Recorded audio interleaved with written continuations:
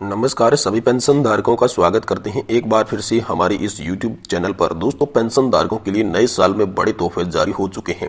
जी हां दोस्तों, अब सभी पेंशन धारकों और केंद्रीय कर्मचारियों के लिए मिल चुका है न्यू ईयर का गिफ्ट।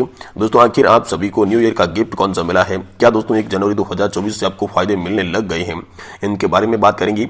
साथ ही पीएम मोदी ने दिए नव वर्ष पर केंद्रीय कर्मचारियों को बड़ा तोहफा, तो इस तोहफे के बारे में भी बात करेंगे। साथ ही दोस्तों, आप सभी के लिए आज की तमाम प्रमुख बड़ी खबरें जो कि ईपीएस 95 पेंशन के साथ साथ राज्य कर्मचारी, सरकारी कर्मचारियों से रिलेटेड होगी, वो इस वीडियो में हम आपको देने की कोशिश करेंगे। जिसमें दोस्तों हम आपको बताएंगे कि आखिरकार 2024 में जो आने वाला समय है, इसके अंदर आपकी कौन कौन सी मांगे मंजूर होगी, जो कि 2023 में उनकी मांग उठी थी। तो आखिर कौन कौन सी मांगे मंजूर होने की उम्मीद बढ़ चुकी है, कौन कौन सी मांगे मंजूर होगी, ये भी दोस्तों इस वीडियो के अंदर बताएंगे। यानी कि एक एक करके तमाम बड़ी अपडेट को इस वीडियो के अंदर जानेंगे। इसलिए आप सभी से निवेदन करते हैं कि आप इस वीडियो को लास्ट तक जरूर देखें। साथ ही चैनल पर अगर पहली बार विजिट कर रहे हैं तो दोस्तों चैनल को आप सब्सक्राइब जरूर कर लें। तो चलिए सबसे पहले शुरुआत करते हैं ईपीएस 95 पेंशन धारकों की।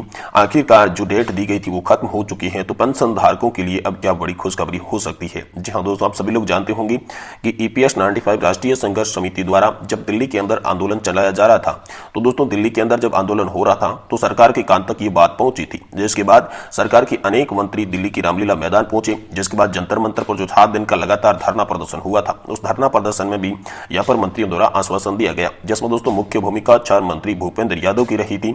और चार मंत्री ने आश्वासन दिया था कि कुछ समय के बाद आप अपनी मांगों को मंजूर होते हुए देखेंगे। ये मैं आपको आश्वासन देता हूं, इसीलिए आप धरना प्रदर्शन खत्म कीजिए। तो दोस्तों उसी तर्ज पर धरना प्रदर्शन एक बार स्थगित किया गया और जिसमें सरकार को यह कह दिया गया कि अगर 31 दिसंबर तक टाइम के अंदर अंदर अगर ईपीएस 95 पेंशन धारकों की तमाम मांगे मंजूर नहीं होती है तो देश में एक बार फिर से बड़ा आंदोलन किया जाएगा। तो दोस्तों इसी को लेकर आप सभी के लिए बड़ी खबर आई है। जो सरकार को दिया गया टाइम था वो दोस्तों खत्म हो चुका है, लेकिन अभी तक पेंशन धारकों की कोई भी मांग मंजूर नहीं हुई है। इसीलिए यहाँ पर आप सभी के लिए बड़ी खबर आ चुकी है। जहाँ दोस्तों ईपीएस 95 राष्ट्रीय संघर्ष समिति के यहाँ पर जो है आप सभी पेंशन धारकों के लिए बड़ा ऐलान किया है, जिसमें उन्होंने कहा था कि 4 मंत्री को दिया गया टाइम पूरा हो चुका है, लेकिन हमारी कोई भी मांग मंजूर नहीं हुई है। इसलिए राष्ट्रीय संघर्ष समिति ने अपने सभी सोशल मीडिया हैंडल्स के माध्यम से सभी पेंशन धारकों को सूचित किया है कि एक बार फिर से देश के अंदर बड़ा देशव्यापी आंदोलन और प्रदर्शन करने के लिए तैयार हो जाएं और 2024 में हम किसी भी तर्ज पर अपनी संपूर्ण मांगों को मंजूर करवा के रहेंगे। और इसी के साथ साथ सरकार को भी 2024 की चुनाव की जो है वो हिदायत दे दी जा चुकी है, जिसमें एनएससी मुख्य कमांडर अशोक जरावत, वीरेंद्र सिंह जी राजावत और एनएससी राष्ट्रीय संघर्ष समिति के कई प्रतिनिधि मौजूद रहे थे। और उन्होंने सरकार को चेताया कि आने वाले समय में 2024 के लोकसभा चुनाव में नतीजा भुगतने के लिए तैयार रहें।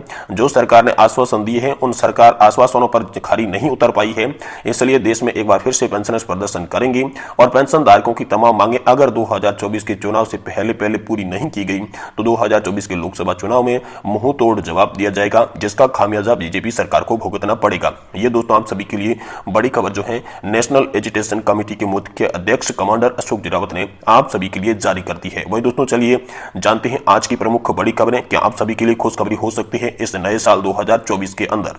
दोस्तों पहली और मुख्य अपडेट की बात करें तो गुड न्यूज है आप सभी के लिए। केंद्रीय कर्मचारियों को न्यू ईयर का गिफ्ट मिला है। 50% कंफर्म हुआ महंगाई भत्ता, 1 जनवरी 2024 से ही मिलने लग गया है लाभ। जी हां दोस्तों, केंद्रीय कर्मचारियों के लिए जबरदस्त खुशखबरी है, क्योंकि न्यू ईयर्स का गिफ्ट मिल गया है। महंगाई भत्ते में जबरदस्त इजाफा हुआ है, ये कंफर्म हो गया है। कर्मचारियों को 1 जनवरी 2024 से 50% महंगाई भत्ता मिलेगा। नवंबर एआईसीपीआई इंडेक्स आंकड़ों में ये साफ हो गया, हालांकि अभी दिसंबर का नंबर आना बाकी है। अगर इंडेक्स में अच्छा उछाल आता है तो महंगाई भत्ता 51% भी हो सकता है, लेकिन अभी तक 50% कंफर्म हो चुका है, जिसमें 4% का इजाफा होना तय माना जा रहा है। तो दोस्तों एआईसीपीआई इंडेक्स से साफ हो चुकी है तस्वीर। केंद्रीय कर्मचारियों के महंगाई भत्ते को कैलकुलेट करने वाला आंकड़ा आ गया है। एआईसीपीआई के इंडेक्स आंकड़ों में नवंबर 2023 के नंबर्स जारी हो चुके हैं। इंडेक्स में 0.7 पॉइंट का उछाल देखने को मिला है। इसमें कुछ महंगाई भत्ते का स्कूल 0.60% बढ़ाकर यहाँ पर 49.68% पहुंचा है। अब ये कंफर्म है कि आने वाले दिनों में केंद्रीय कर्मचारियों को 50% महंगाई भत्ता मिलेगा, वहीं पेंशनर्स को 50% महंगाई राहत मिलेगी। मतलब साफ है कि इसमें 4% का इजाफा कर दिया जा चुका है। दोस्तों आप सभी के लिए बड़ी खबर है। दोस्तों जनवरी 2024 से केंद्रीय कर्मचारियों को 50% डीए का लाभ मिलेगा, लेकिन इसके बाद महंगाई भत्ता 0 से शुरू कर दिया जाएगा, जिसके बाद महंगाई भत्ते की गणना 0 से शुरू होगी। और दोस्तों 50% डीए को कर्मचारियों की बेसिक सैलरी और पेंशनर्स की पेंशन के अंदर जोड़ दिया जाएगा। मान लीजिए अगर किसी भी कर्मचारी की बेसिक पे के हिसाब से उनकी न्यूनतम ये सैलरी सैलरी या फिर यूं माने कि पेंशन 18,000 रुपए की है तो दोस्तों 50% का यहाँ पर हिसाब से 9,000 रुपए उनकी सैलरी और पेंशन के अंदर जोड़ दिए जाएंगे, जिनके दोस्तों उनके खाते में आने वाली पेंशन और सैलरी की राशि काफी ज्यादा बढ़ जाएगी। वहीं दोस्तों एक बड़ी खबर आंध्र प्रदेश के मॉडल को लेकर निकलकर सामने आ चुकी है। एनपीएस में बदलाव की तैयारी हो रही है और एनपीएस का मॉडल आप सभी के लिए लागू हो सकता है। ये बड़ी खबर इन दिनों ट्रेंड में चल रही है। जी हाँ दोस्तों, आप सभी को पूरी खबर विस्तार से बता रही है, इसीलिए आप सभी से निवेदन है कि वीडियो आप लास्ट तक देखें, तभी आपको खबर पूरी पता चल पाएगी। तो चलिए शुरू करते हैं। देखिए दोस्तों, आप सभी लोग जानते होंगे कि जब से दोस्तों नेशनल पेंशन सिस्टम यानी कि एनपीएस लागू हुआ है, तभी से कर्मचारी और पेंशन धारक जो है इसका विरोध कर रही है।